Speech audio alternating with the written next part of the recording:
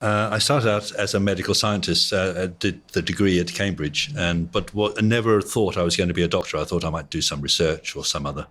And then I travelled, as one did in those days. You didn't have to go straight into a job. We were baby boomers. So I travelled around the world, and I'd grown up on a fruit farm in New Zealand. So I sort of had a bit of horticulture in my background, a bit of plants. And I was travelling around in North Africa and Central America and staying in places where I could see people treating themselves with traditional remedies, and they're all plants. And that sparked a few thoughts in my mind. And I came back and then ran a small holding in Cornwall and bumped into a goat, my goat, called Emily.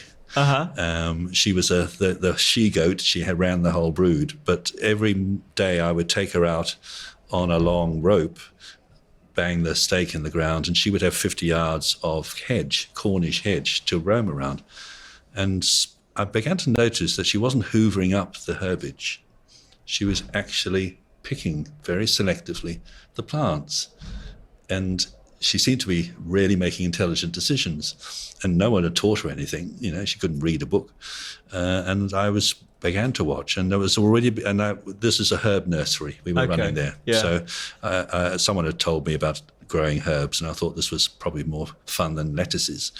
So there we had the herbs in the pots, watching Emily choosing the plants very carefully. And it was only later, of course, I realized that she was choosing from a materia medica, because all the plants she was using were medicinal. Wow.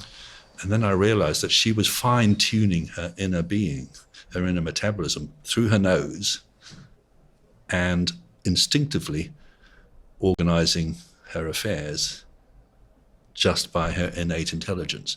And I made a decision then, Emily, I would like to be like you when I grow up.